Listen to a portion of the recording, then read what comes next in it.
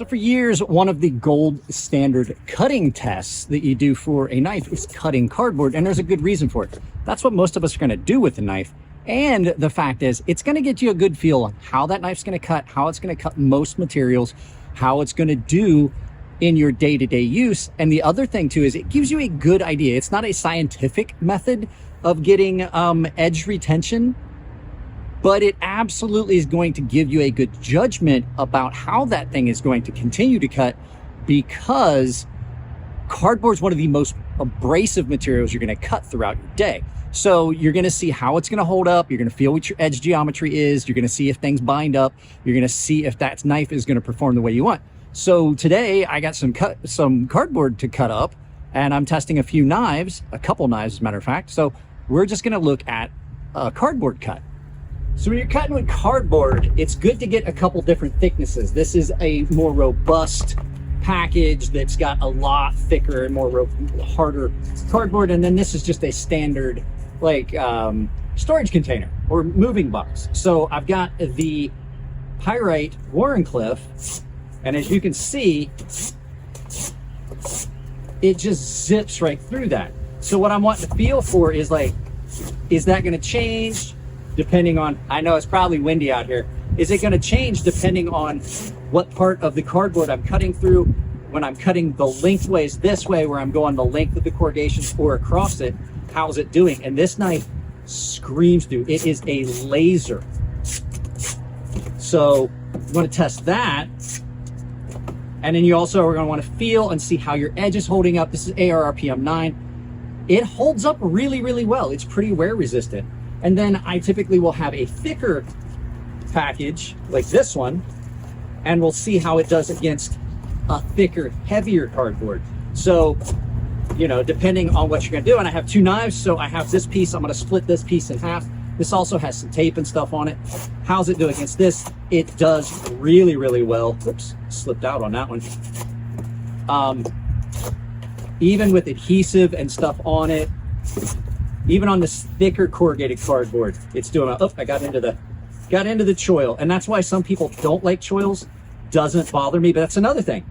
Is the choil on that knife, is it in a place where it's going to be bothersome for you? Is it going to cause you issues the way you naturally would use that knife? If I'm up on it like this, where I'm probably going to be holding it, it's not an issue. And then I'll just cut until I run out of cardboard for this knife, and it doesn't at all feel like it's getting dull. I can always strop it, and I can see how the finish is holding up against something really abrasive. Now the other knife I want to test is a bit bigger knife. It is this PMP Knives Big Boy.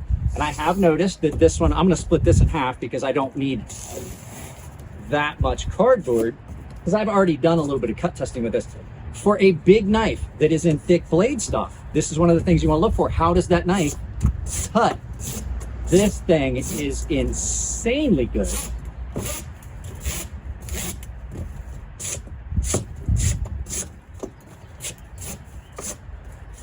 It just zips through the cardboard. And this is an S90V, so I know it's going to do fairly well. And then there's a big piece that I missed. A couple big pieces. Pull them back out, and we'll recut those. Because, I mean, why waste the opportunity? This thing is a lot of fun to cut with. But, so I'm getting a lot of feedback from this as to how it's going to do day to day.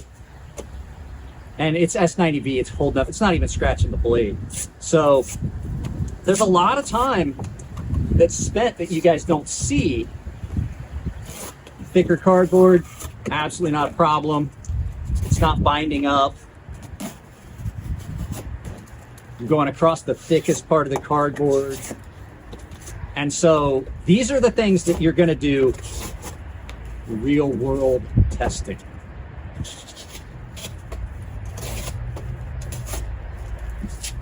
So, how I test knives, part 2. There's going to be a part 3 because there are some little things that I do that are kind of out of what you would expect. I will take a knife and let me tip you guys back up here. I'll take a knife and I'll take it into the kitchen and I'll see how it slices apples. That's going to tell me some more about the edge geometry and blade geometry. Like, is it going to be something that's going to be slicey for a lot of other things? Because cutting an apple, slicing a potato, if it's cutting through nice and clean and thin, it's got a really good geometry. It might not be good for a bushcraft knife, but there's a lot of things you can do. So I'll get some film of that as well. So just another quick how I test knives.